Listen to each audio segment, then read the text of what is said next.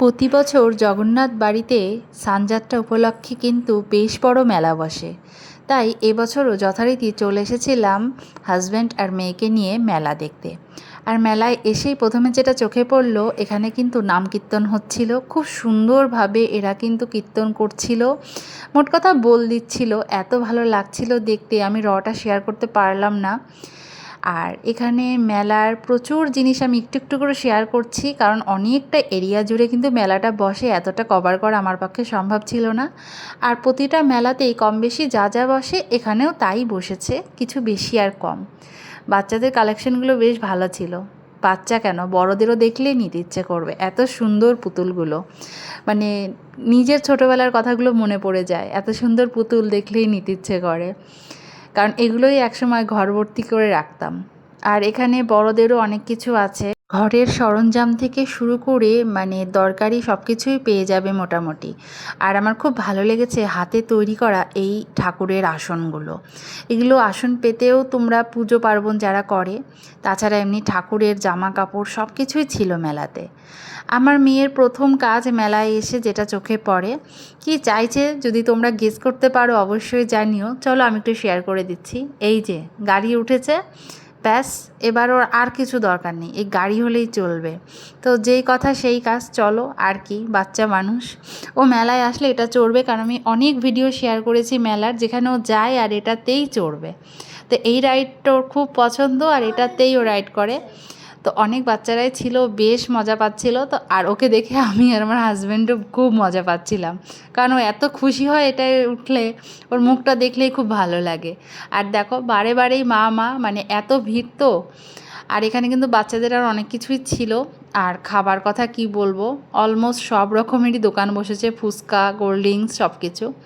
তো আমার এখানে একটা বোতলের খুব দরকার ছিল, জলের বোতল, মেয়ের জন্যই। ওর বোতলটা নষ্ট হয়ে গেছে। তো দেখো এখানে ভ্যারাইটিস রকমের কিন্তু জলের বোতল এবার দেখলাম।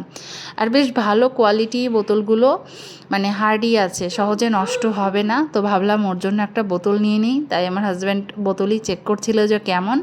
তো আমার বেশ ভালো লেগেছে, ওর জন্য নিয়েছিলাম। আর এখানে আমার মেয়ের এবার পুতুল পছন্দ হয়েছে। তো ডগগুলো এত কিউট, এত সুন্দর, আমারই ভালো লাগছে আর ওর ভালো লাগবে না? এই টেডিটার খুব পছন্দ হয়েছে, এটাই নেবে। এবার দেখো কি করছে, একটু একবার দেখো কিভাবে জড়ো করে রেখেছে, মানে এটা নিতেই হবে। কিন্তু সবচেয়ে আশ্চর্যের বিষয়, মেলাতে এমন মানে সামান্য জিনিসগুলো এত বেশি এরা দাম বলবে যে তোমার মাথা ঘুরে যাবে। কিছু করার নেই, যার কাছ থেকে যেমন পাচ্ছে এরা সেভাবেই সেল করছে। আর আমার সবথেকে ভালো লেগেছে এই মাটির জিনিসগুলো। ছোটোবেলায় এগুলো এত কিনতাম, খেলি বা না খেলি ঘরে নিয়ে আসতেই হবে। দেখে নিজের ছোটোবেলার কথাটাই আবার ঘুরে ফিরে মনে পড়ছিল বারে বারে। বেশ সুন্দর, এত ভালো লাগছিল এই মাটির জিনিসগুলো দেখতে যে ক্যাপচার না করে পারলামই না। ব্যাস আমার মেয়ে দেখেছে, এবার এটাও ওর লাগবে। মানে কি বলবো, এডিট করতে করতে আমারও হাসি পাচ্ছিল যে ওর অবস্থাটা, যে দোকানে যাচ্ছে যেটা দেখছে সেটাই ওর লাগবে। এবার দেখো এখানে আমি দেখে অবাক, আমার হাজব্যান্ডও। এখানে মিনি এসি পাওয়া যাচ্ছে, হ্যাঁ সরি এসি বলবো না, মিনি কুলার এগুলো। কারণ আজকাল কুলার তো মানুষ কিনতে পারে না, খুব কম বেশি।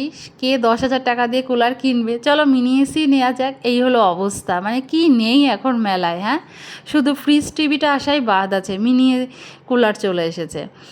তো এই যে আবার এটা পছন্দ হয়ে গেছে আমার মেয়ের। কিন্তু এরা যা দাম বলছে মাথায় হাত, কিন্তু কিছু করার নেই, বাচ্চা মানুষ, পছন্দ হয়েছে দিতেই হবে। আর এবার আমার যেটা পছন্দ হয়েছে, এই যে চামচ, ঘরে চামচের খুব দরকার। এই স্পুনগুলো মানে কি বলবো, খুব ভালো ছিল, হার্ডি ছিল, 10 টাকা পিস। তো আমি কিন্তু বেশ কিছু স্পুন নিয়ে নিয়েছিলাম বাড়ির জন্য। আর ফাইনালি মেলা দেখা কমপ্লিট, এবার চলে এসেছি আমাদের পছন্দের জায়গায়, জিলেপি। কারণ মেলার সব থেকে বিখ্যাত এই দাদুর জিলেপি। এত দোকান বাদ দিয়ে আমার হাজব্যান্ড এই দোকানে আসলো, নাকি এই জিলেপি একবার খেলে নাকি বারবার খেতে হবে। তো দেখা যাক কেমন জিলেপি। আমরা তো বেশ কিছু জিলেপি নিয়ে নিলাম। আর জিলেপি, মেলায় এসে জিলেপি নেবো না এটা তো হতেই পারে না, আর কিছু খাই বা না খাই। তো ঘেমে আমার অবস্থা অলমোস্ট খারাপের দিকে, কারণ বীভৎস গরম পড়েছে। তো ভিডিওটা কেমন লাগলো জানিও, আর ভালোবাসা দিয়ে পাশে থেকো। টাটা।